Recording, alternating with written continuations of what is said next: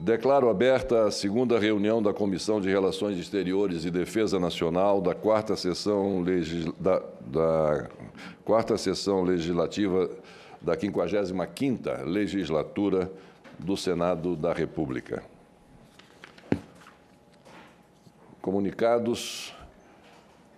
A Organização Marítima Internacional, IMO, comemora no próximo dia 6 de março 70 anos da adoção da sua convenção no decurso de uma conferência realizada em Genebra, sob os auspícios da Organização das Nações Unidas.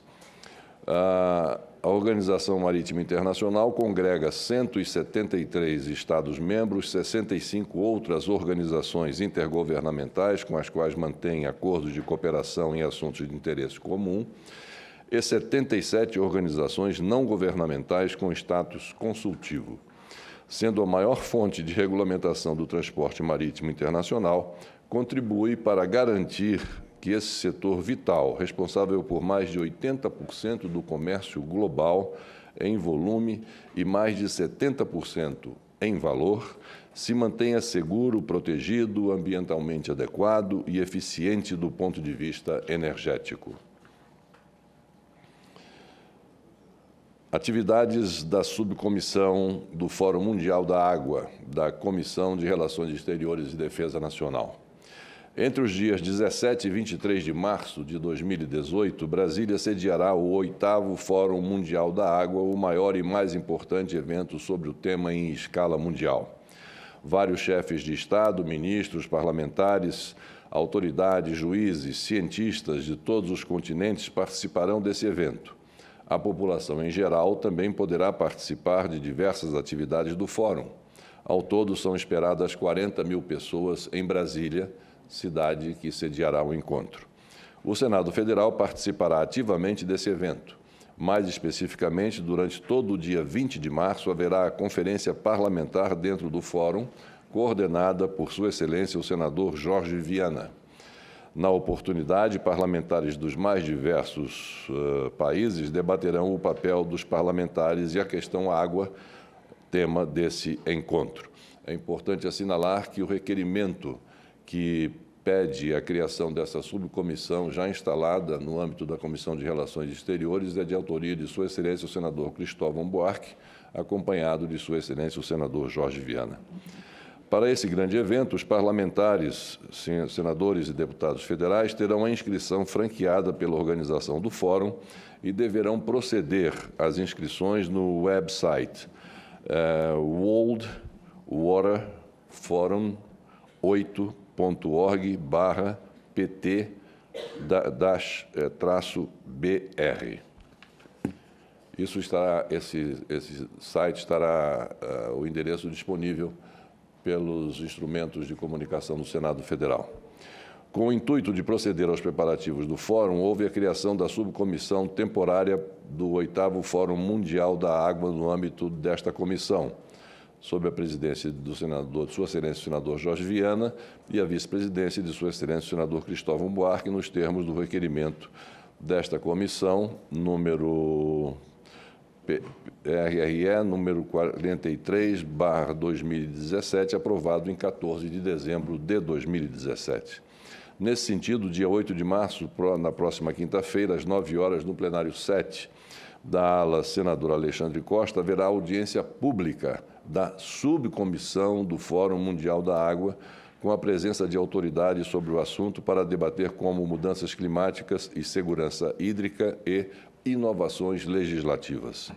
Por fim, aproveitando a presença em Brasília de inúmeros conferencistas internacionais, legisladores, juízes, membros do Ministério Público, professores de Direito Ambiental e estudiosos do tema água, a Organização dos Estados Americanos, OEA, o Instituto do Direito por um Planeta Verde e a Procuradoria-Geral da República realizarão o colóquio latino-americano do Direito da Água, na sede da PGR, no domingo anterior ao 8º Fórum Mundial, dia 18 de março de 2018, às 14 horas.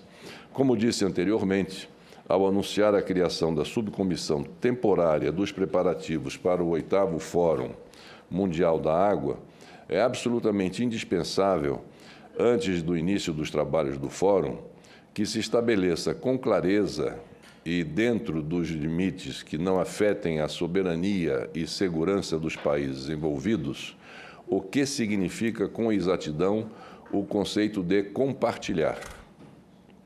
Entendo eu que se refere ao compartilhamento de experiências anteriores já obtidas em vários países, experiências vitoriosas em vários países, como a transformação da água não potável em água potável e outras iniciativas do gênero. E dentro deste conceito de compartilhamento é que eu entendo, salvo o melhor juízo daqueles que estarão participando, que os debates deverão se desenvolver. O próximo comunicado, uma avaliação deste ano de 2018, na visão de diversos analistas e de fontes como Economist, Financial Times e outros órgãos.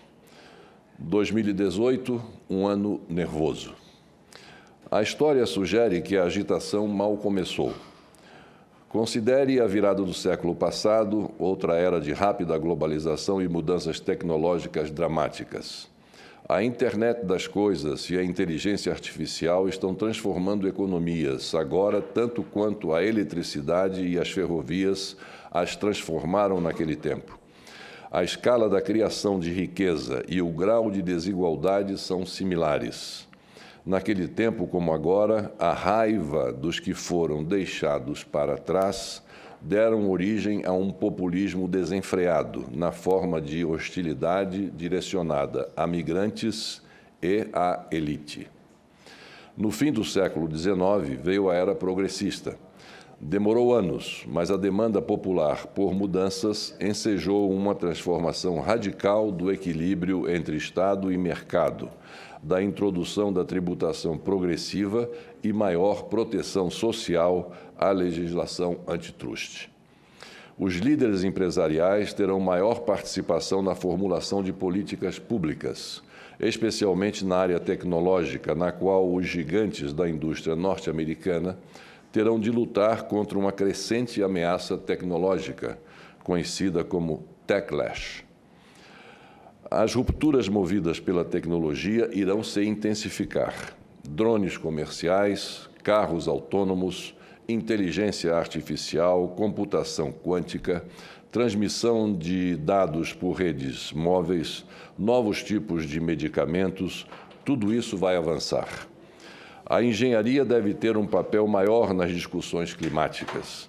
Se o mundo quer atingir os objetivos definidos pelos Acordos de Paris, os modelos climáticos exigem que, até o fim do século, a humanidade desenvolva a capacidade de remover da atmosfera os bilhões de toneladas de dióxido de carbono que colocou lá. As intervenções nessa escala são conhecidas como geoengenharia, e os elaboradores de políticas públicas há muito tempo a evitam, mas agora precisam considerá-la com muito mais seriedade. Os líderes também precisam reconhecer as promessas e os perigos de novas formas de geoengenharia.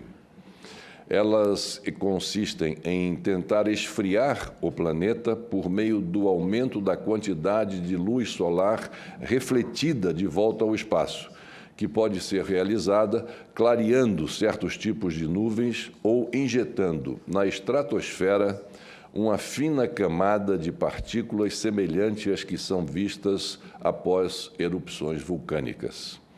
Em 2018, de Harvard pretendem investigar os efeitos físicos e químicos que essa cobertura de partículas pode ter. É improvável que os objetivos do Acordo de Paris sejam atingidos sem a utilização de abordagens novas. Mas sem uma discussão completa e aberta, nós nunca saberemos. Esta é a geoengenharia. No campo da economia, a economia mundial entrará em um ritmo respeitável. Ela parecerá quase saudável em 2018, 10 anos depois do começo da grande recessão e depois da década de mal-estar econômico que ela gerou, começa a aparecer uma percepção de bem-estar generalizado. A produção global em 2017 cresceu no ritmo mais acelerado desde 2008, mas o ano não chegou a ser otimista. O crescimento global, nas taxas de câmbio do mercado, andou lentamente, ficando em 2,9%, abaixo dos 3% que já foram considerados medianos. O crescimento em 2018 deve ser ainda menor, ficando em 2,7%. Mas isto esconde uma realidade mais encorajadora. Todas as grandes economias desenvolvidas e em desenvolvimento estarão crescendo. A América do Norte e a União Europeia crescerão a uma respeitável taxa próxima de 3%, de 2%. Brasil e Rússia saíram das suas recentes recessões. As economias dos outrora tigres asiáticos, como a Indonésia e a Malásia, vão reunir um vigoroso 5% e a Índia vai acelerar a quase 8%. A economia indiana terá o crescimento mais rápido do mundo. Apenas a China, assolada por dívidas, parece genuinamente preocupante, mas os líderes do país alimentarão demanda o suficiente para empurrar o crescimento para quase 6%. A zona do euro tem sido uma surpresa agradável. Ela aguentou 2 recessões na década passada e sobreviveu a uma quase ruptura. Agora ela está quase enérgica. Os empréstimos para consumidores estão aumentando, o sentimento econômico está no maior patamar dos últimos 10 anos e o desemprego está caindo. Ela cairá para 8,5% em 2018, quando já esteve em 12%. Ela cairá para 8,5%, né, em 2018, quando já esteve em 12%, recentemente, em 2013. A Europa não estará explodindo. O envelhecimento da população e baixos investimentos vão segurá-la. E o Brexit paira sobre o futuro da União Europeia em geral. Mas o novo ano começará não com um clima de crise, mas de normalidade. Em relação ao Oriente Médio, os povos do Iraque e da Síria se perguntarão que novos conflitos emergirão após a derrota territorial do Estado Islâmico. O recuo do Estado Islâmico fará com que o foco mude para as milícias curdas, o Hezbollah e a Al-Qaeda. Os curdos são a maior minoria da região, que não tem um Estado próprio, mas tanto no Iraque quanto na Síria, eles se mostraram vitais na luta contra o Estado Islâmico, com a ajuda do Ocidente. Os jihadistas verão na nova rivalidade entre seus inimigos a esperança de um regresso, como fizeram no passado. Alguns dos sobreviventes do Estado Islâmico levarão a violência para seus países natais. Sem o califado físico, muitos serão absorvidos pela Al-Qaeda, da qual eles se separaram, que vai se reafirmar como a principal rede jihadista. Preste atenção na figura que vai ficar cada vez mais proeminente em 2018. Hamza, o filho de Osama Bin Laden. Oficialmente, o Irã vai se manter comprometido com um acordo nuclear que foi negociado com 6 potências mundiais. Sua exportação de petróleo dobrou desde que o acordo foi assinado em junho de 2015. O comércio com a Europa dobrou com o Irã nos primeiros 6 meses de 2017. Israel. Benjamin Netanyahu, o primeiro-ministro israelense, diz que o futuro pertence àqueles que inovam. Ele destaca que 87% das águas residuais de Israel são recicladas, não contando aí as águas dessalinizadas, somente as águas recicladas. 87% das águas residuais de Israel são recicladas. Ele diz que as 2 lições que o milagre econômico de Israel tem a dar para o ano de 2018 e além são: inove ou pereça, e inove para criar alianças e promover a paz. As façanhas tecnológicas de Israel trouxeram muitos novos amigos ao lado da aliança insubstituível com os Estados Unidos da América. E Israel negociou pactos, insubstituível entre aspas. Israel negociou pactos com econômicos negociou pactos econômicos com o Japão e a China. As relações com a Índia estão crescendo. Netanyahu visitou a África 2 vezes e foi o primeiro chefe de governo israelense a visitar a Austrália e a América Latina. Mas talvez, continua Netanyahu, a mudança mais promissora esteja mais perto de casa. Muitos países árabes não veem Israel como um inimigo, mas como um aliado indispensável na batalha comum contra o islamismo militante. Eles também buscam a tecnologia israelense para ajudar suas economias. A potencial normalização das relações com os Estados Árabes pode ajudar a pavimentar o caminho para a paz com os palestinos. Boas notícias. A Arábia Saudita viverá uma abertura e, eventualmente, vai ganhar um novo rei. O país está mudando e continuará mudando hesitantemente em 2018. O jovem príncipe herdeiro Mohammed bin Salman, ou MBS, como ele é chamado, está sacudindo o status quo social, político e economicamente. A própria ascensão do príncipe rompe com as tradições. MBS, como ele é conhecido, tem grandes ambições para reformar o reino. Essas ambições começam pela economia. O plano do príncipe herdeiro, conhecido como, o nome do plano é Vision 2030, tem o objetivo de desligar o país da sua dependência das receitas do petróleo, que há muito tempo bancam benefícios generosos e cargos no governo. Para isso, MBS quer cortar subsídios e diversificar a economia. Confrontado pelo povo descontente, ele voltou atrás em medidas de austeridade em 2017. Mas o maior teste para sua coragem reformista será a venda de 5% da Saudi Arabian Oil Company, a Aramco, a gigante do petróleo controlada pelo governo. Apesar de estar prevista para 2018, essa venda será adiada.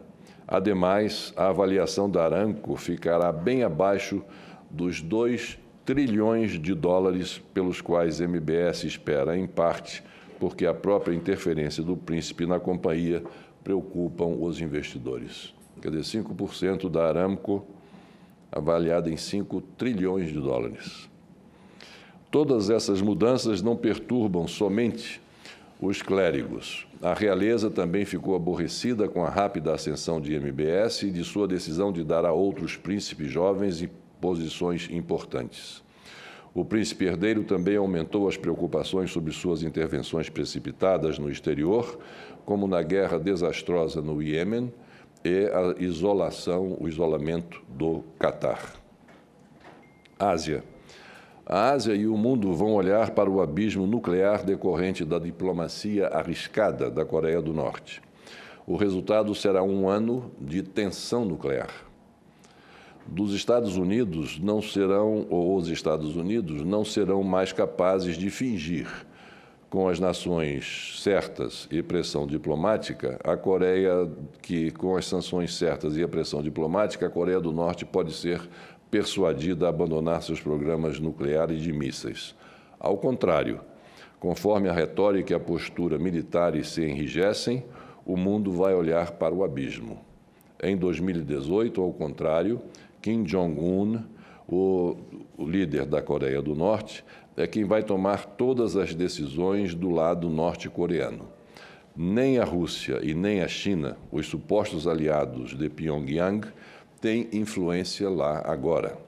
De fato, as relações chinesas com seu pequeno vizinho chegarão perto do ponto de ruptura. Japão.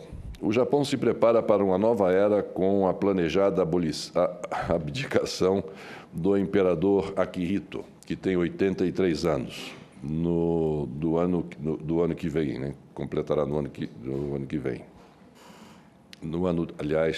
Melhor dizendo, neste ano de 2018. Então, o Japão se prepara para uma nova era com a planejada abdicação do imperador Akihito, que tem 83 anos, neste ano de 2018. Essa perspectiva irá provocar especulações da Arábia Saudita à Grã-Bretanha, sobre qual dos monarcas vai decidir abdicar. O rei da Arábia Saudita, Salman bin Abdelaziz Al Saud, com 81 anos, e já nomeou seu filho mais novo, Mohammed, como herdeiro, e a rainha Elizabeth II, que já completou 91 anos. Em relação à China, a China não ficará muito atrás do crescimento da Índia e vai projetar cada vez mais um aumento da confiança global, econômica, política e militarmente sobre a recentemente reforçada liderança do presidente Xi Jinping. De acordo com o correspondente da revista The Economist em Beijing, John Parker, Xi anunciou uma nova era, mas não será uma era de reformas no sentido que o Ocidente entende.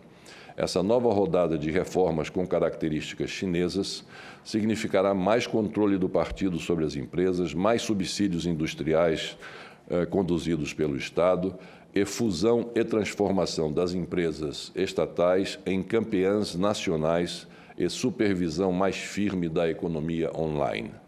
É duvidoso se isso será bom para a economia como um todo na década vindoura, mas Xi Jinping acredita que isso será bom para o partido e essa é a sua prioridade.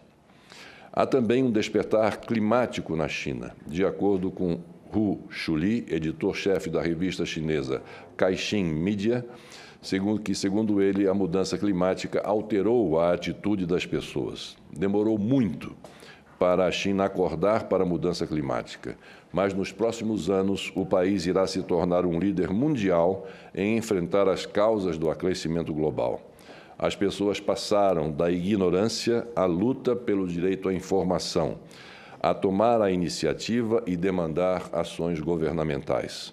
A China é o maior emissor de dióxido de carbono do mundo.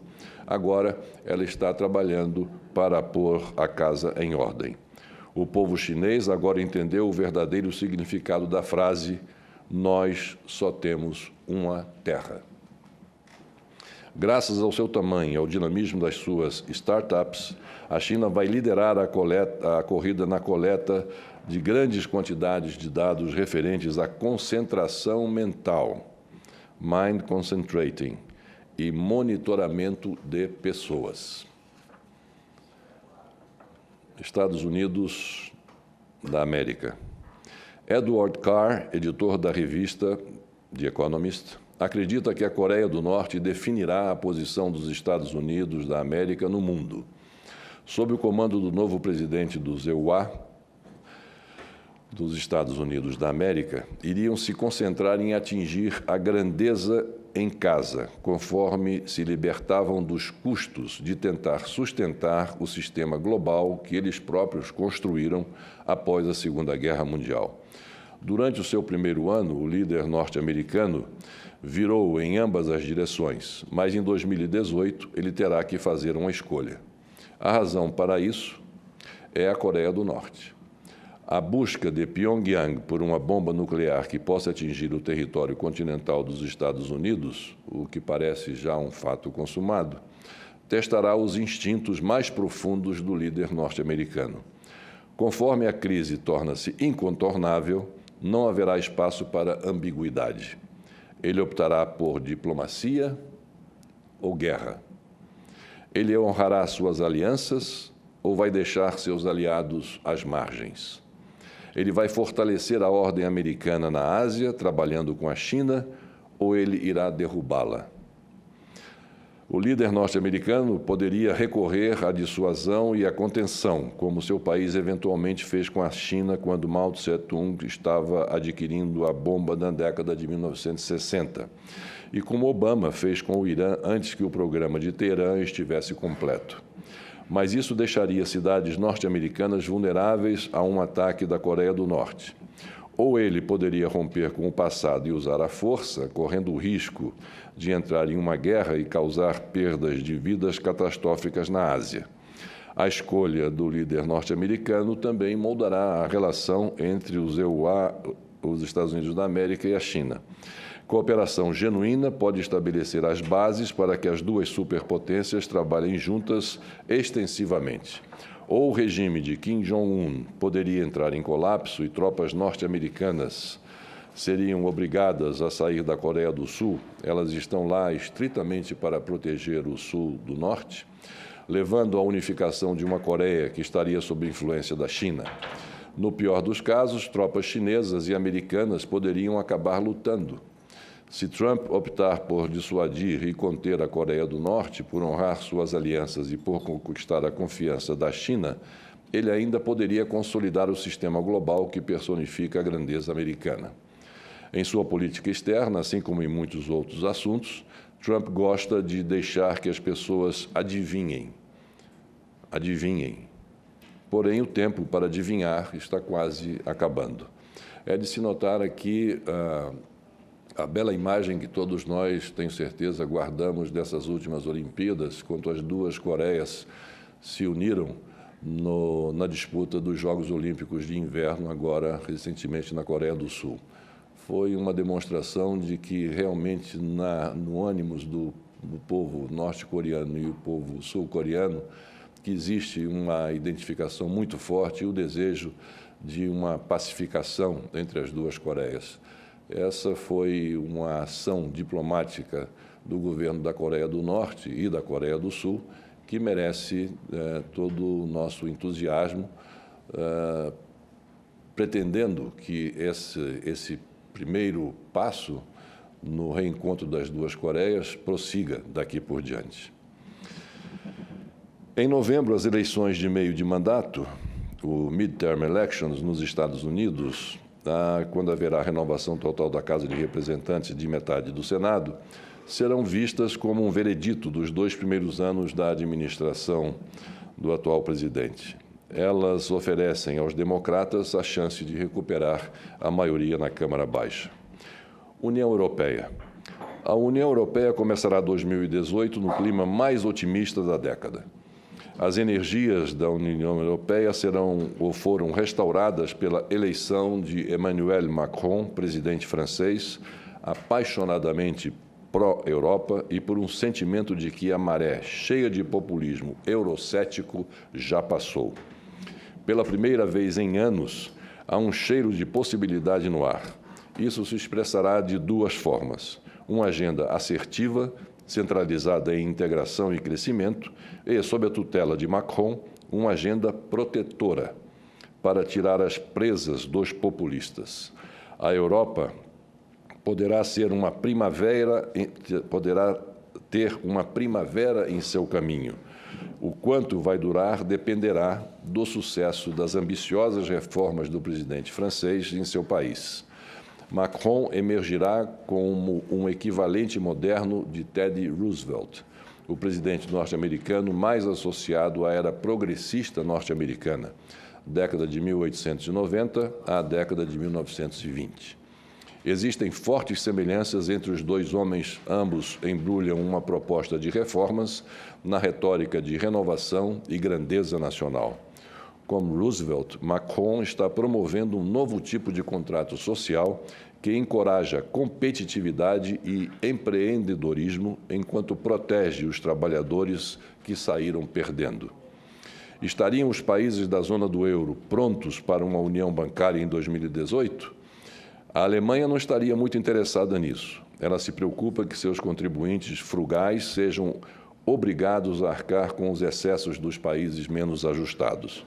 Mas a ideia tem apoio. Se a Alemanha puder ser aplacada, um sistema de garantia de depósitos a nível europeu ajudaria a espalhar o risco de outro colapso bancário. No comércio, a União Soviética vai discutir, em alguns casos, concluir negociações de variados graus de ambição com parceiros que incluem Japão, México, Mercosul e Austrália. Também terão início as negociações sobre o comércio com a Grã-Bretanha, conforme ela se prepara para deixar a União Europeia. Aguarde por longas reuniões de cúpula no fim de 2018, conforme o fim do prazo para a assinatura de um divórcio se aproxima, a tempo da longa marcha para a ratificação até março de 2019. A questão catalã parece ser dessas a mais dramática. Os outros países da União Europeia esperam que os governos em Madrid e Barcelona se entendam sem mediação, mas podem ser forçados a intervir se os conflitos derem uma guinada em direção à violência. A Alemanha vai concordar com as condições estabelecidas por Macron para um orçamento para a zona do euro somente sob a condição de que ele seja pequeno demais para fazer uma diferença. O momento mais simbólico do ano virá em agosto, caso o governo da Grécia consiga sair de seu terceiro resgate da dívida. Alemanha. Na Alemanha da era pós-Merkel se aproxima. Em 2018, o reinado da chanceler começa a chegar ao fim.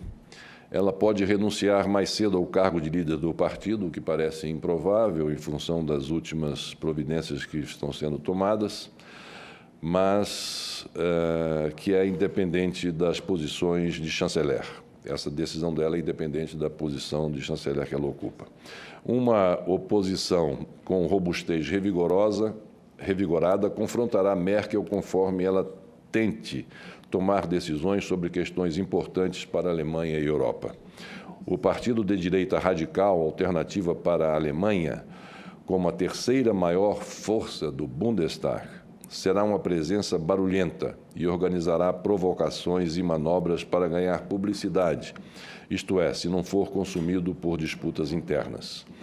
Depois dos 12 anos de administração Merkel, muitos em Berlim enxergam sua eventual saída como uma chance para mudanças, renovação e talvez uma reconciliação com os mais de 2 milhões de eleitores perdidos pelo CDU-CSU para o Liberal Democrático, o Partido Liberal Democrático e a AID nas eleições do ano de 2017.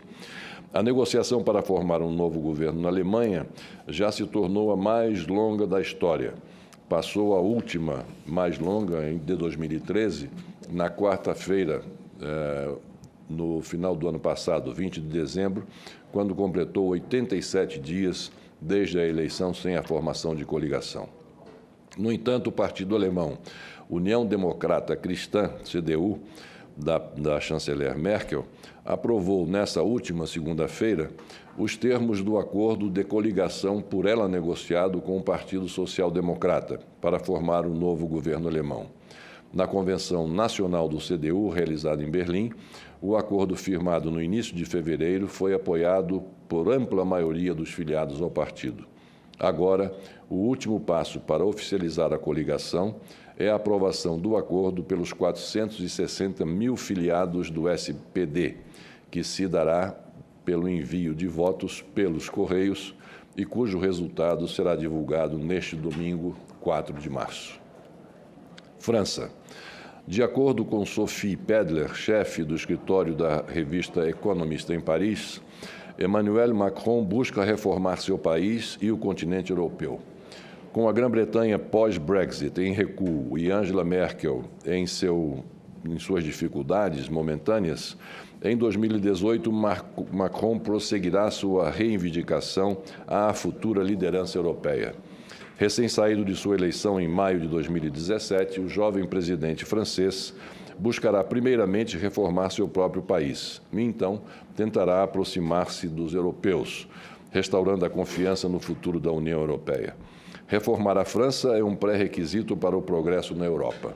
Macron começou a remover regulações do mercado de trabalho 4 meses após ter assumido o seu mandato, mas ele vai querer ir mais longe. Ao reorganizar o estado do bem-estar social da França, cortando impostos e outras amarras das empresas, ele quer encorajar o crescimento econômico e a geração de empregos.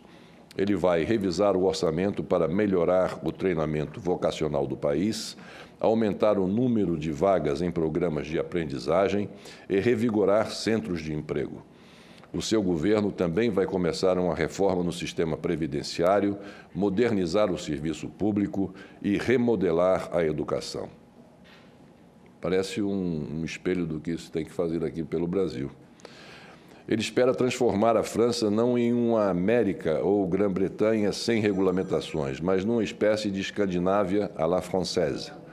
A reforma da Previdência será um bom teste. O sistema francês atual conta com 35 programas, dá a trabalhadores diferentes direitos, carece de transparência e desencoraja a mobilidade profissional. Itália. Na Itália, as eleições do próximo domingo, dia 4, para a renovação das cadeiras da Câmara dos Deputados, 630 cadeiras, e do Senado, 320 cadeiras, podem dar ao partido anti-establishment, Movimento Cinque Stelle, Movimento 5 Estrelas, o maior número de cadeiras no parlamento. Esse é um movimento que tem crescido muito na Itália. Ele não terá menos que 25% dos votos nas próximas eleições. A chave para prever os resultados encontra-se nas novas regras aprovadas pelo parlamento italiano em outubro. 2/3 dos membros de cada Câmara, do Senado e da Câmara dos Deputados, serão eleitos pelo voto proporcional, 2/3 pelo voto proporcional. E o terço restante será escolhido pelo voto majoritário nos distritos, com uma vaga cada. A nova lei também favorece as alianças eleitorais entre partidos. Isso pode prejudicar um dos 2 maiores partidos da Itália, o Movimento Cinque Stelle, que tem de 25% a 30% dos votos. Até agora, o Movimento Cinque Stelle que nasceu ontem. É incrível isso. Até agora, o partido se recusou a se aliar com os demais. Ele não quer aliança com nenhum partido. Os indecisos chegam a 30%, a maioria composta por mulheres. O movimento deve conquistar cadeiras suficientes para impedir a formação de um governo puramente de direita ou de esquerda. O cenário que mais preocupa o mercado é aquele em que o inexperiente Movimento Cinque Stelle abandone sua política de não cooperação e forme uma coligação populista com a xenofóbica Lega, a antiga Liga do Norte. As chances de um tal governo parecem remotas e há sinais de que o movimento fundado pelo comediante Beppe Grillo está adquirindo um apetite pelo poder. Assim como a Lega, a Liga do Norte, eles atenuaram seu euroceticismo e o seu candidato para primeiro-ministro é o político profissional de 31 anos de idade, Luigi Di Maio, que claramente foi escolhido para tranquilizar os eleitores convencionais. Um dos resultados possíveis para estas eleições é uma desajeitada coligação entre o Partido Democrático, que é a social-democrata, atualmente no poder, e o Forza Italia, de Silvio Berlusconi, um governo que teria dificuldades em concordar sobre as profundas mudanças que o país ainda precisa. Um governo que inclua o Movimento Cinque Stelle permanece improvável, mas não é impensável. Os principais institutos de pesquisa concordam que a única aliança eleitoral com chances de conseguir a maioria absoluta no parlamento é aquela forjada à direita, por Berlusconi, prometendo o endurecimento com relação aos imigrantes ilegais e a adoção de alíquota única para o imposto de renda. O ex-primeiro-ministro e seus aliados conseguiram subir nas pesquisas. O partido de Berlusconi, Forza Italia, tem apoio em todo o país, mas apenas 17% das intenções de voto. Para a vitória, ele depende de aliados com fortes bases regionais que têm a expectativa de obter um bom desempenho nos distritos com voto majoritário, como a Liga, a ex-Liga do Norte, com 13% das intenções de voto. A Forza Italia também precisará do apoio da agremiação Fratelli d'Italia, um pequeno partido com raízes neofascistas, com forte apoio na região de Roma, e o da aliança de pequenos grupos do extremo sul do país, Noi con l'Italia, liderada por ex-membros da antiga democracia cristã. O resultado dessas eleições será decidido por esse grupo do Sul, considerado o coringa do pleito, ou seja, o Noi con l'Italia. Berlusconi não pode ser primeiro-ministro devido ao banimento de assumir cargos públicos relacionado a uma condenação por sonegação de impostos. Mas o atual presidente do Parlamento Europeu, Antonio Tajani, seria, segundo se especula, o homem considerado por Silvio Berlusconi como sua provável escolha para o cargo de premier italiano. Reino Unido. As negociações do Brexit demandarão decisões difíceis que gerarão crises políticas.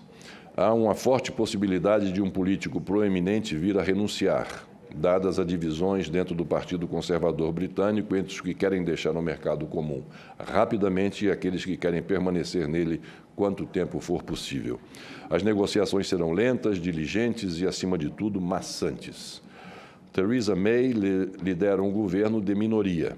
Graças à sua performance desastrosa nas eleições, agora ela tem que contar com o pequeno Democratic Unionist Party, DUP, Partido Democrático Unionista, da Irlanda do Norte para governar.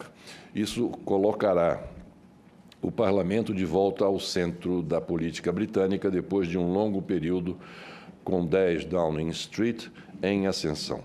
Os conservadores estão no governo há muito tempo, desde 2010. Todos os governos transformaram-se em panelas de pressão quando passam muito tempo no poder. O motivo para isso é que as pessoas que não ganham cargos perdem a paciência. Países europeus fora da União Europeia. Países europeus fora da União Europeia continuam se mostrando potenciais fontes de instabilidade. Não apenas na Rússia, mas também nos Balcãs ocidentais, onde as tensões estão altas e poderes externos participam de um complexo jogo geopolítico. A Turquia, deslizando para o autoritarismo, é uma constante dor de cabeça. E a União Europeia pode encerrar as negociações estagnadas para que ela se torne membro do bloco. E as fricções regionais, junto da constante ameaça do terror, também vão acelerar as conversas nascentes da União Europeia sobre cooperação em assuntos de inteligência e defesa. Rússia. Alexei Navalny, político oposicionista e candidato às eleições presidenciais, será impedido de concorrer. Ele convocará um boicote das eleições, declarando-as como ilegítimas. Mas, de acordo com Noah Snyder, correspondente do Economist em Moscou, Putin vai ganhar com facilidade agora em março e garantirá mais 6 anos no poder, ao fim dos quais ele terá passado quase um quarto de século no poder. Esse mandato presidencial é o último que será permitido a Putin de acordo com a atual Constituição russa. A não ser que ele decida mudar as regras, sua vitória marcará o início da era pós-Putin. A primeira tarefa do novo governo será a reforma econômica. Mesmo tendo se recuperado da recessão de 2014 e 2016, o velho modelo russo baseado em petróleo se esgotou. Sem mudanças profundas, a Rússia vai encarar anos de crescimento lento. O Kremlin já delegou a vários grupos a preparação dos planos de reforma. Alexei Kudrin, um ex-ministro das Finanças, passou grande parte do ano de 2017 elaborando uma estratégia para impulsionar o crescimento russo e promover a modernização tecnológica. O quarto mandato de Putin começará a se moldar de forma parecida com seu terceiro mandato, em meio a uma economia de crescimento lento, uma ideologia conservadora nacionalista e uma posição desafiadora no cenário global. Isso o manterá no comando, mas aumentará a possibilidade de um período problemático quando ele o deixar. Em artigo na mesma edição da revista Economist, Alexei Navalny prevê que os jovens russos que anseiam por mudanças descobrirão o seu próprio poder. Ele destaca que escreve o prognóstico de uma cela. Desde que anunciou sua candidatura à presidência, ele tem passado 1 em cada 5 dias na cadeia. Ele prevê que 2 tendências moldarão a Rússia em 2018. A contínua fossilização do pequeno grupo de pessoas que manipula as alavancas do poder e o desenvolvimento da nova geração de cidadãos russos. Segundo escreveu, a interferência ágil nas campanhas presidenciais de Hillary Clinton e Emmanuel Macron inspirou o Kremlin. As regras da mídia moderna, em que os números de cliques e retweets importam muito mais que a verdade, foram perfeitamente entendidas. Putin acredita que esse é o seu soft power. Em 2018, veremos a formação de uma nova classe política. Seu núcleo serão pessoas jovens, abaixo dos 35 anos de idade, cuja vida inteira se passou sob o comando de Putin. Tais pessoas não se sentem inspiradas por conservadorismo falso. Eles querem empregos e salários que correspondam a seu nível de educação e a padrões europeus, porque eles não duvidam do óbvio, que vivem na Europa. Em 2018, essa nova classe russa vai perceber o seu papel e seu poder, segundo o articulista. América Latina.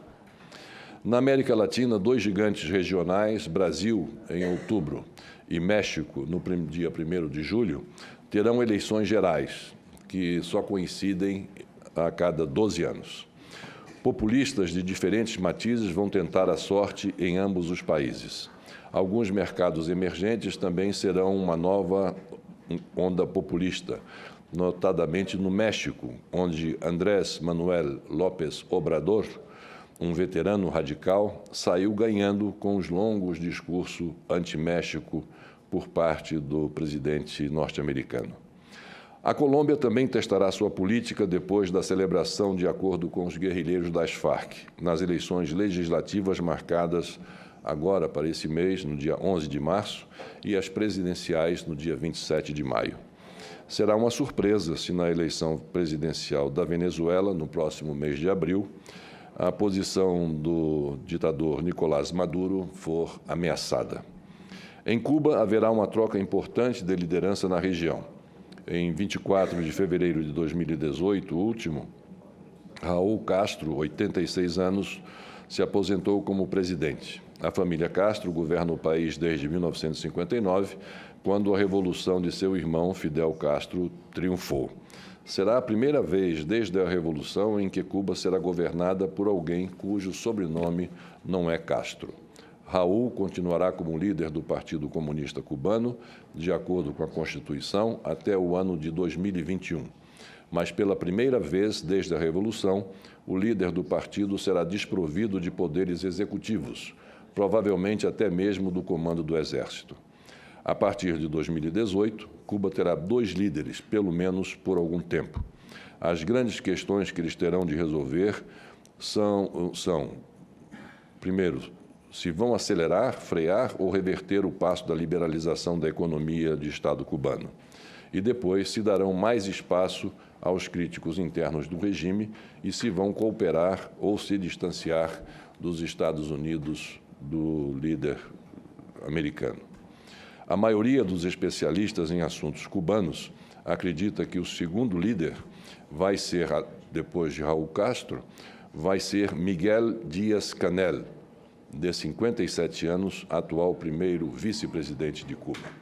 Esse texto foi baseado em vários artigos de vários periódicos, jornais e revistas apresentados pelo Economist, Financial Times, a rede BBC e outros veículos de informação. Agradecendo a paciência de todos pela leitura desse longo comunicado, mas, sendo este a nossa primeira reunião, seria importante compartilhar com todas as senhoras e senhores senadores as perspectivas que o mundo tem para esse ano que se iniciou, de 2018. Passamos agora à nossa pauta deliberativa. Item 1, mensagem do Senado Federal, número 4, de 2018, não terminativo.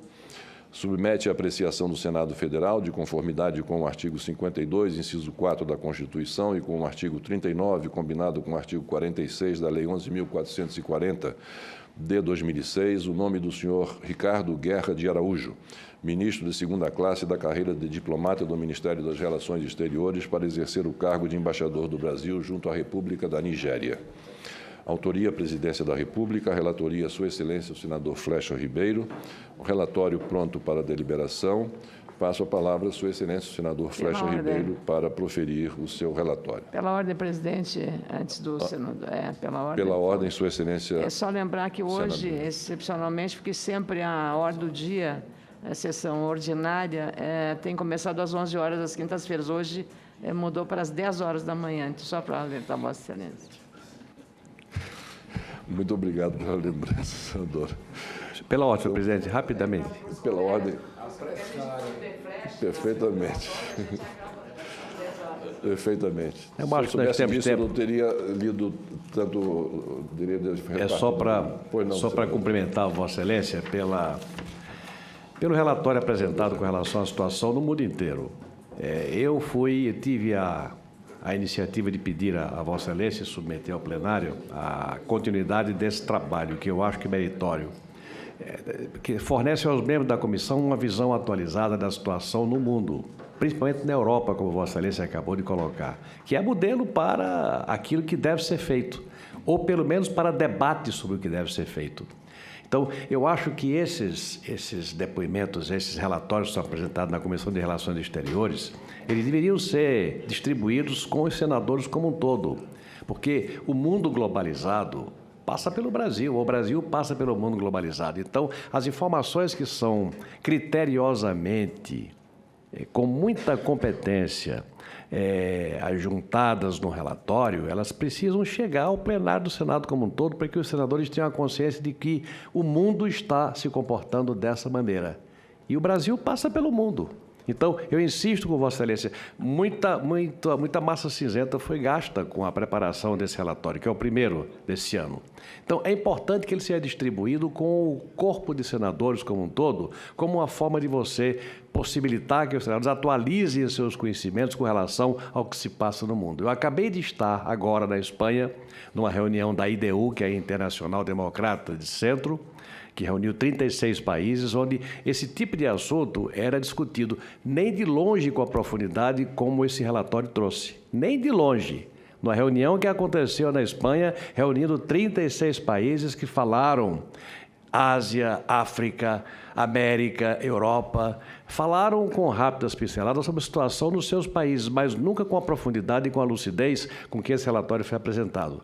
É o depoimento que quero prestar com o pedido que faço, porque deve estar dando muito trabalho para preparar esse relatório. Então, esse trabalho, essa inteligência, essa mão de obra qualificada precisa chegar aos restantes senadores com assento na casa. É a sugestão que faço a Vossa Excelência.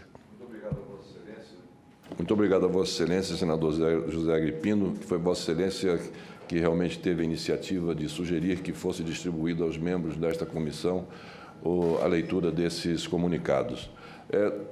Não estou distribuindo para o restante das senhoras e senhores senadores, porque, não sei, eu me sinto um pouco acanhado, achando que nós queremos, de alguma forma, influir ou dar opinião, mas, como é a segunda vez que Vossa Excelência me solicita isso, eu peço, então, ao secretário que providencie a distribuição a todos os gabinetes das senhoras e senhores senadores, pedindo licença para fazer chegar às mãos deles a leitura desses comunicados que fazemos no âmbito da Comissão de Relações Exteriores. Não se acanhe, senador Collor, porque o material está de muito boa qualidade. Eu já assisti vários, eu vi ouvindo no rádio agora, a caminho da comissão, o início da sua leitura. E completei a audiência aqui, pessoalmente. É de muito boa qualidade. Todos os relatórios apresentados por Vossa Excelência são de muito boa qualidade. Não falseiam com a verdade, são informativos, são instrumentos de atualização de raciocínio, de comportamento do mundo, e eu acho que é material de muito boa qualidade e com toda a procedência para ser entregue e distribuído com os membros do Senado. Muito obrigado a Vossa Excelência, senador José Agripino. Com a palavra, a Sua Excelência, senador Flecha Ribeiro, para a apresentação do seu relatório. Presidente, senador Fernando Collor, essa iniciativa do senador Agripino pode ser colocada junto aos outros senadores que vão receber o material que Vossa Excelência nos traz todas as semanas nas nossas reuniões, como sugestão do senador Agripino e deliberação da comissão, para que a distribuição seja sem nenhum motivo de Vossa Excelência ficar constrangido por estar distribuindo. Não faça isso, encaminhe, porque é bom para o corpo dos senadores todos. Muito obrigado.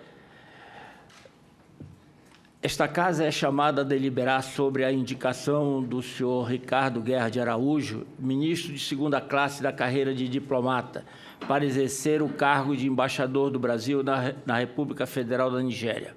O senhor Ricardo Guerra de Araújo é filho de Nilton de Jesus Araújo e Maura Guerra Araújo, e nasceu em Brasília em 1961.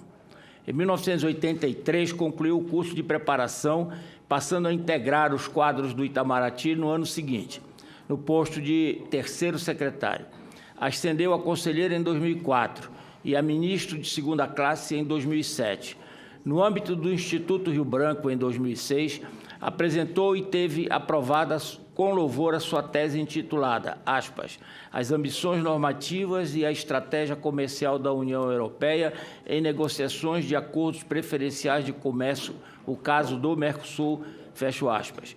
Entre as funções desempenhadas, destaco as de segundo secretário na delegação permanente junto ao GATT/MC de 89 a 92, chefe do setor econômico na Embaixada em Praga de 92 a 95, assistente na divisão de política financeira, DPF, de 97 a 99, coordenador das negociações comerciais interregionais Mercosul, União Europeia em Bruxelas, de 2000 a 2003, secretário executivo da Delegação Brasileira para as reuniões da Comissão Mista Econômica Bilateral Brasil-Alemanha, de 2004 a 2008, chefe dos setores OCDE/Econômico na Embaixada em Paris, 2008 a 2014, e encarregado de negócios e ministro conselheiro na Embaixada em Sófia, de 2014 a 2017. A indicação é municiada também por um informe sobre o relacionamento bilateral entre Brasil e Nigéria. A Nigéria, cuja capital é Abuja, é um país de 923,7 mil quilômetros quadrados, onde vivem 188,6 milhões de habitantes. Tem o inglês como língua oficial. Sua população divide-se quase igualmente entre islâmicos e cristãos. Seu PIB calculado com poder de compra em 2017 foi de 1,1 trilhão de dólares americanos, o que lhe propicia renda per capita de 5.933 dólares americanos. A expectativa de vida de 53,1 anos e seu IDH em 2015 foi de 0,527, posição 152 entre 188 países. Cuida-se, portanto, de um grande e populoso país africano e rico em petróleo. É organizada em federação de 36 estados. Adota a república e o presidencialismo. A Constituição de 1999 estabelece a separação entre os três poderes. O presidente é eleito para mandato de 4 anos e pode ser reeleito apenas uma vez. A Assembleia Nacional é bicameral. O Senado é composto por 109 membros, ao passo que a Câmara conta com 360 deputados. Os parlamentares são eleitos para mandato de 4 anos. Apesar dos esforços do governo nigeriano, a corrupção é considerada sistêmica e generalizada pela maioria dos analistas e perpassa diferentes níveis da administração pública, o que gera certa insatisfação popular com a classe política. O Brasil reconheceu a independência da Nigéria em 1960, ano em que a emancipação do Reino Unido foi proclamada. Em 1961, os dois países estabeleceram relações diplomáticas e, naquele ano, foi criada a Embaixada do Brasil em Lagos, então capital do país. A Nigéria estabeleceu embaixada no Brasil em 1966. O país é caracterizado pela divisão entre o sul, mais desenvolvido e de maioria cristã, e o norte, região mais pobre de maioria mais muçulmana. Há um complexo cenário étnico, mais de 500 grupos étnicos, entre os quais os principais são os iorubas, que ocupam, sobretudo, o sudoeste dos Hausa, nortistas e muçulmanos, e os Igbo, que vivem principalmente no sudeste e são cristãos. O sistema federativo tem favorecido a integridade territorial na medida em que alivia demandas que, em um Estado unitário, poderiam se desdobrar em conflitos mais graves. Salienta-se ainda a presença do grupo terrorista muçulmano Boko Haram, que continua a perpetrar atentados. A Nigéria foi, durante muitos anos, o maior parceiro comercial do Brasil na África, em razão das importações de petróleo nigeriano.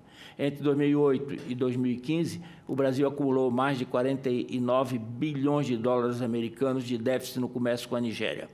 Com a queda dos preços do petróleo e a redução da demanda brasileira, o comércio bilateral caiu significativamente desde 2015, o que fez cair o déficit comercial de 8,5 bilhões de dólares em 2014 para 574 milhões de dólares americanos em 2016. O interesse nigeriano em contar com o Brasil como parceiro privilegiado tornou-se ainda mais premente diante da nova dependência econômica do país africano em relação à China. A parceria com o Brasil conferiria ao governo nigeriano maior margem de barganha frente à crescente presença chinesa. Brasil e Nigéria desenvolvem inúmeras atividades de cooperação, como na área de defesa, energética, da agricultura e de alimentos, técnica, cultural, educacional e de serviços aéreos. O Brasil é o principal parceiro da Nigéria no comércio exterior na América do Sul e o 9º em termos globais. Em 2016, no entanto, o comércio bilateral atingiu somente 2 bilhões de dólares americanos em função da drástica queda nas importações de petróleo nigeriano pelo Brasil de 4,6 bilhões de dólares americanos em 2015, passou-se a apenas 1,3 bilhão em 2016, queda de 72%. As importações brasileiras na Nigéria, de 9,5 bilhões de dólares americanos em 2014, caíram para 4,6 bilhões de dólares americanos em 2015 e para 1,3 bilhão de dólares americanos em 2016. No entanto, as exportações cresceram 6,5% e atingiram 731 milhões de dólares americanos no período e 688 milhões de dólares americanos em 2015. A Nigéria manteve-se como quarto destino das exportações do Brasil à África, após o Egito, a África do Sul e a Argélia, e passou a ser o segundo em importações depois da Argélia. Ao final, reporto-me à Secretaria da Comissão para que retifique o nome oficial da República Federal da Nigéria nas emendas apostas à mensagem, tal como está na exposição de motivos do Ministério das Relações Exteriores. Nada mais podendo ser aduzido nesse informe, que possui escopo apenas de relatório, para subsidiar a sabatina e os votos dos membros desta comissão, reitero o grande valor pessoal e profissional do diplomata indicado. Este é o relatório, senhor presidente. Muito obrigado a Vossa Excelência. Senador Flecha Ribeiro, coloco em discussão a matéria.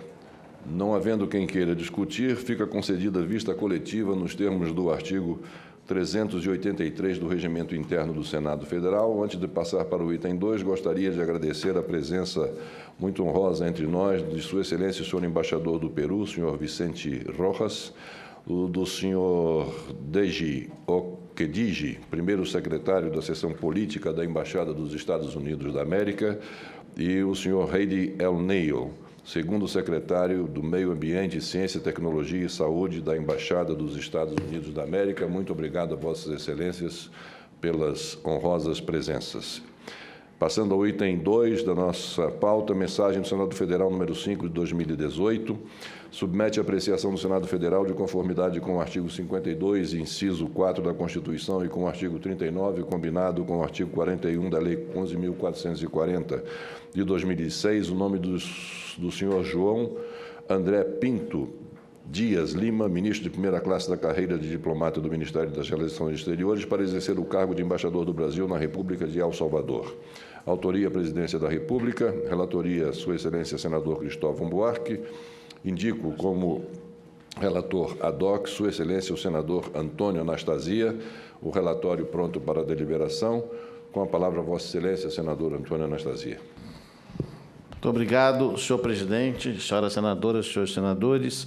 Cuida-se da indicação que o presidente da República faz do senhor João André Pinto Dias Lima, ministro de primeira classe da carreira de diplomata do Ministério das Relações Exteriores, para exercer o cargo de embaixador do Brasil na República de El Salvador. O senhor João André Pinto Dias Lima, filho de Sebastião Lário Oliveira Limides Pinto Dias Lima, nasceu em 29 de janeiro de 1957 em Porto Alegre, Rio Grande do Sul. Bacharelou-se em Direito pela Universidade de Brasília em 81 e, no ano seguinte, no Instituto Rio Branco. O diplomata tornou-se terceiro secretário em 83, segundo secretário em 87, primeiro secretário em 94, conselheiro em 2002, ministro de segunda classe em 2007 e ministro de primeira classe em 2014. Entre as funções por ele ocupadas, podem ser destacadas as seguintes: primeiro secretário na Embaixada em Lisboa e na Embaixada em Ottawa, conselheiro na Embaixada em Roma, conselheiro e ministro de segunda classe na Embaixada em La Paz, ministro de segunda classe cônsul-geral adjunto no Consulado-Geral em Chicago, embaixador na Embaixada do Brasil em Abuja desde 2013. Localizado no chamado Triângulo Norte da América Central, assim como a Guatemala e Honduras, El Salvador encontra-se em região caracterizada por baixas taxas de desenvolvimento humano, alta incidência do crime organizado e do narcotráfico e elevada imigração. Apesar do quadro de normalidade institucional desde a restauração da democracia no ano de 92, sua história recente entre os anos de 80 e 92 foi marcada pela Guerra Civil, tendo verificado a alternância de poder entre dois partidos principais, a Arena da direita e a FMLN de esquerda. A política externa salvadorenha tradicionalmente se volta aos Estados Unidos da América e América Central, mas tem indicado aproximações com a Europa, Brasil, China, Índia, Rússia, dentre outras. As relações tradicionalmente amistosas e construtivas entre Brasil e El Salvador ganharam densidade no início do século XXI no contexto da aproximação do Brasil com a América Central. Ademais, aquele país tornou-se o maior beneficiário da cooperação técnica brasileira na América Central. Hoje, o programa bilateral conta com 4 projetos em execução e 5 em fase de assinatura, em setores considerados estratégicos pelo seu governo, como desenvolvimento social, agricultura e saúde. No que tange às relações comerciais, com balanço favorável ao Brasil, pode dizer que atingiu seu auge em 2008, com registro de 252 milhões de dólares.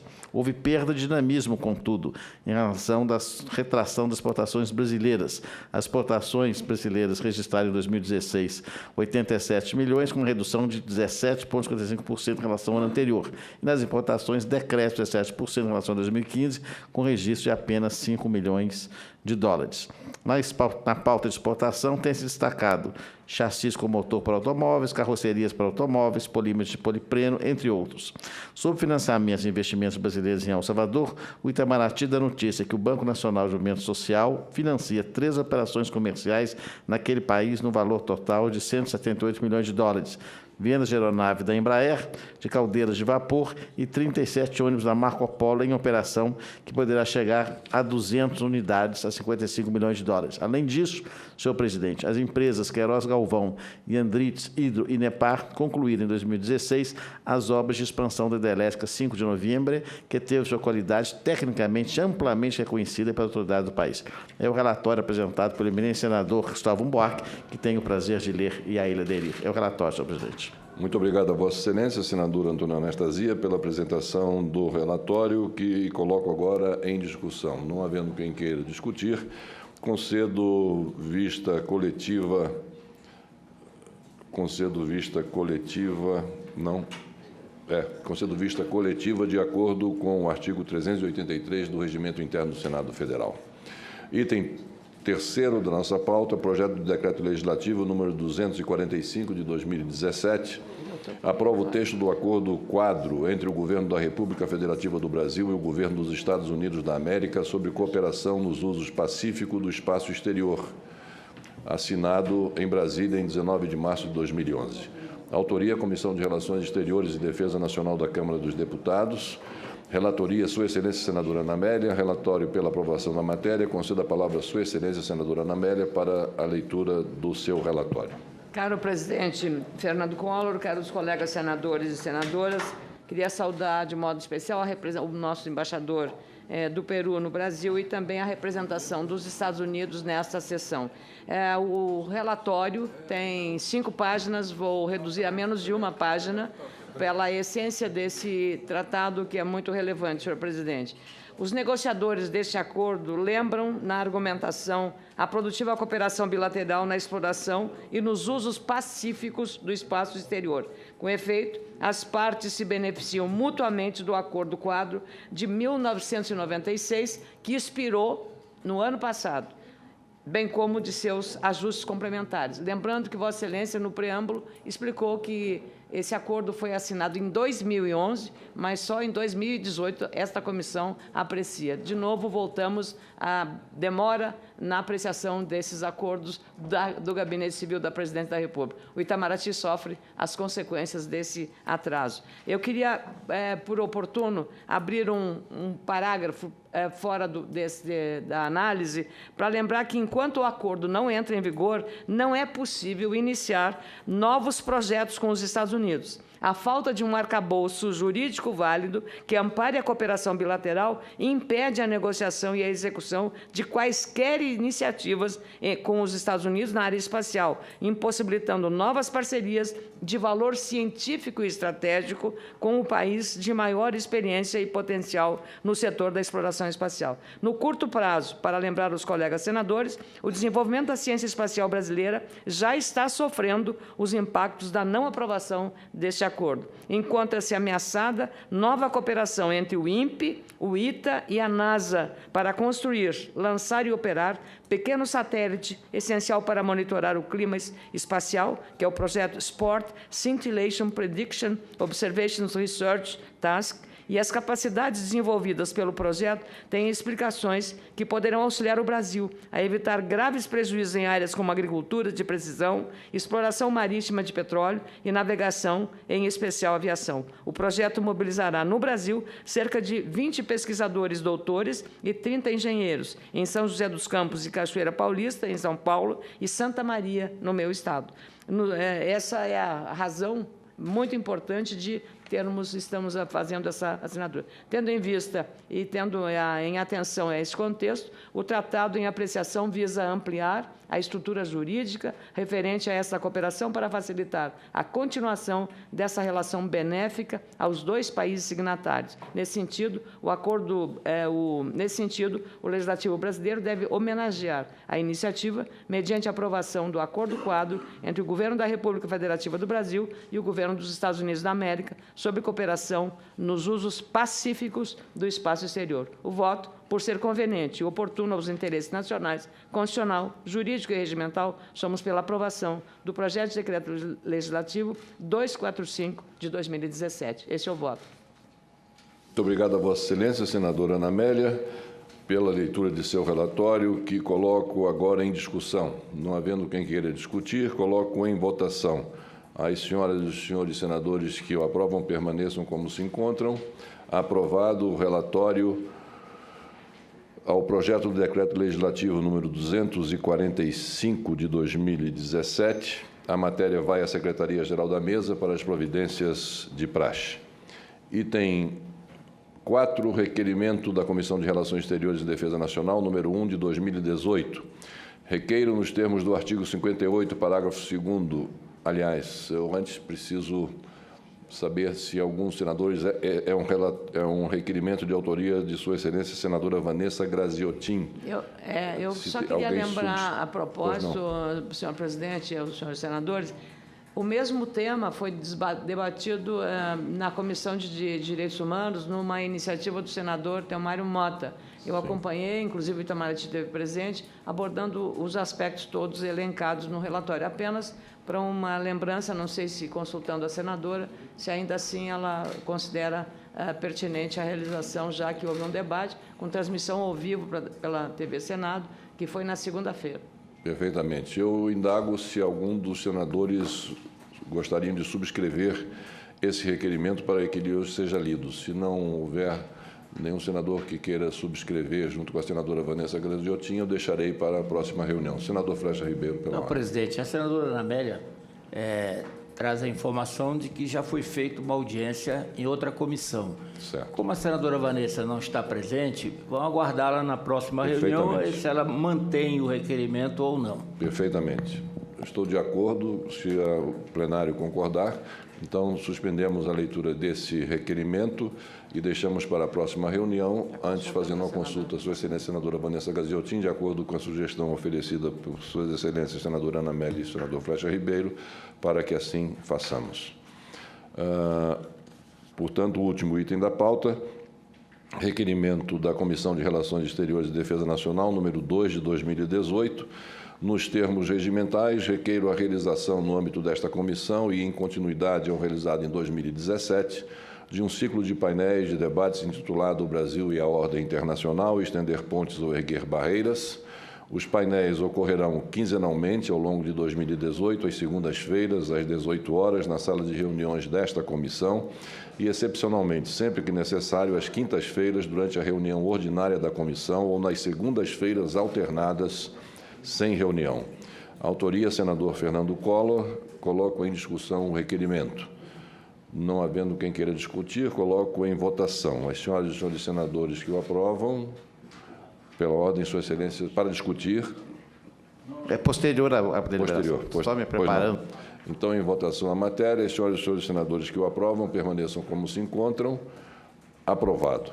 Com a palavra, Sua Excelência, o senador Antônio Anastasia. Muito obrigado, senhor presidente. De maneira também muito rápida, antes da conclusão da reunião, é só para dar notícia que eu apresentei um requerimento para deliberação na semana que vem, que trata de um tema muito delicado e que surgiu recentemente, que é a perda da nacionalidade de brasileiros natos, que está sendo ultimado pelo Ministério da Justiça em alguns casos, modificando, inclusive, em razão do Supremo, a interpretação do artigo 12 da nossa Constituição. Eu, inclusive, estou apresentando uma PEC para dar uma nova redação ao artigo 12 da Constituição, no sentido de que o brasileiro nato, ainda que adquira outra nacionalidade por vontade própria, e não por lei originária, como, por exemplo, no caso da Itália, Espanha ou Portugal, ele não perderá a nacionalidade brasileira. O que tem ocorrido, especialmente em relação aos Estados Unidos, é que o cidadão brasileiro vai, se instala, adquire a cidadania norte-americana e agora a interpretação, parece, do Ministério da Justiça, de que ele perde a nacionalidade brasileira. Então, houve um caso recente até, que foi ao Supremo, de uma moça que acabou sendo extraditada. Então, para, vamos dizer assim, afastar de modo cabal essa dúvida, pelo menos do meu juízo, em Minas Gerais, como Vossa Excelência bem conhece, há um contingente imenso de brasileiros trabalhando de maneira lícita nos Estados Unidos e que adquirem lá a nacionalidade norte-americana, que não percam a nacionalidade brasileira, por óbvio, que mantêm os seus vínculos com o Brasil. E assim pelo mundo afora. O jogador de futebol que vai por razões econômicas adquire e voltará depois. Então é só para dar ciência, Vossa Excelência, que na semana que vem apresentarei o requerimento para uma audiência pública sobre o tema com autoridades e a PEC que tramitará quando cessar a intervenção federal e nós pudermos deliberar a alteração da Constituição para clarear o assunto. Agradeço muito a atenção de Vossa Excelência. Perfeitamente, senador Antônio Anastasia, acho absolutamente pertinente e oportuna essa sua iniciativa e estaremos aqui aguardando na próxima reunião a apresentação do seu requerimento e acompanhando a PEC também que irá apresentar. Pela ordem, presidente, pela só ordem, também Sua para Excelência, senadora aproveitar Ana Amélia. brevemente, encaminhei a Vossa Excelência uma correspondência, um ofício, tratando da questão relacionada ao debate que estamos fazendo no Grupo Parlamentar Brasil-Argentina, que Vossa Excelência preside, dando a indicação do tema, porque já fizemos o primeiro debate, que tivemos a honra de ter a presença aqui do embaixador da Argentina, Carlos Magarinhos, falando sobre os aspectos relacionados à integração entre os dois países, especialmente com base no acordo fronteiriço firmado pelos dois governos. E fizemos um debate muito franco, muito amplo, sobre questões regulatórias, a diferenciação foi extremamente positivo, e agora estou propondo, nessa audiência, já com o nome dos convidados, uma questão como viabilizar o processo de compartilhamento de uma aduana na fronteira, como acontece nos Estados Unidos e Canadá, por exemplo. A experiência que nós temos lá em São Borja e São Tomé, e também, especialmente, de maior movimento, é Uruguaiana, Passo de los Libres. Então, penso que essa matéria agora ela entra, como a anterior, no campo prático da integração. Obrigada. Perfeitamente, senadora Ana Amélia. Tive notícias também da participação de Vossa Excelência, como sempre, brilhante, na última reunião do Grupo Parlamentar de Amizade Brasil e Argentina, em que a senhora colocou esse ponto e que foi aprovado por unanimidade da comissão, e nós estaremos providenciando para que isso esteja incluído na pauta da nossa reunião conjunta que está por vir. Com a palavra, Sua Excelência, o senador Fernando Bezerra Coelho. Senhor presidente, eu quero trazer uma sugestão a Vossa Excelência para convidar o ministro de Relações Exteriores, Aloysio Nunes, para vir a esta casa relatar os passos que estão sendo dados para a participação do Brasil no âmbito da Organização para a Cooperação e Desenvolvimento Econômico, a OCDE. Na realidade, o Brasil já apresentou essa proposta de participação há 9 meses. Verdade. Normalmente, o prazo de avaliação e os procedimentos que a OCDE leva para aprovar a participação de um país membro de 2 anos. Lembro que o México, que a Colômbia, Costa Rica já fazem parte da OCDE. E, recentemente, a Argentina, o Brasil e o Peru apresentaram as suas candidaturas. Eu acho oportuno a vinda do chanceler, porque essa semana houve notícias de que os Estados Unidos da América se manifestou contrário à participação brasileira na OCDE. Não é um entusiasta. Então, era importante a gente entender verdade. Qual é a razão desse posicionamento dos Estados Unidos, quais são as dificuldades que o Brasil irá enfrentar para poder materializar essa manifestação do nosso governo de ser um dos membros desta importante organização. Perfeito. As relações entre o Brasil e Estados Unidos, isso eu digo de minha parte como mero observador, não vai aí nenhuma informação recebida que não seja da minha própria leitura do cenário. As relações entre Brasil e Estados Unidos estão frias nesse momento. Não sei por que motivo, mas esfriaram.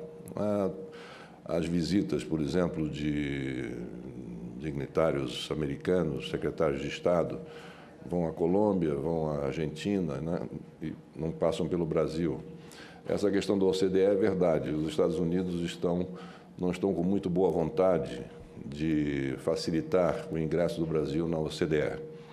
Temos aí na nossa frente a preferência da Argentina, do próprio Peru, já tem Colômbia e México participando da OCDE. Agora, recentemente, foi indicado um novo representante brasileiro na OCDE, em Paris, que é um embaixador extremamente qualificado e que nós esperamos que, com o trabalho dele, esses entraves possam ser removidos, porque, afinal, os Estados Unidos constituem um parceiro histórico do Brasil e nós não podemos deixar que as relações esfriem da maneira como hoje se encontram. Precisamos descobrir quais são os reais motivos desse afastamento temporário, que eu imagino, né? Mas, enfim, é algo que nos preocupa.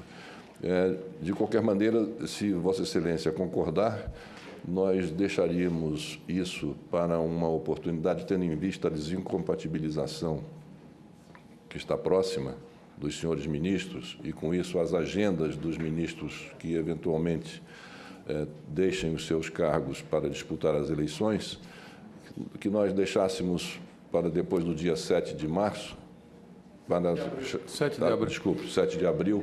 Eu concordo, porque as notícias que eu tenho tido acesso informam que o chanceler Aloysio Nunes continuaria até o final da gestão. Não sei se é verdade, mas enfim... Alvíceras. O nosso senador tem sido um ministro excepcional. E ficamos todos muito felizes com essa notícia que Vossa Excelência nos traz de que ele permanecerá à frente do Ministério das Relações Exteriores. Então, tanto melhor. Mas eu acredito que ele receberá, e se Vossa Excelência julgar conveniente, nós podemos, inclusive, antes disso, né, convidar o novo indicado para representante do Brasil na OCDE, convidá-lo, saber se a agenda dele permite, para que ele venha aqui e responda a essas indagações.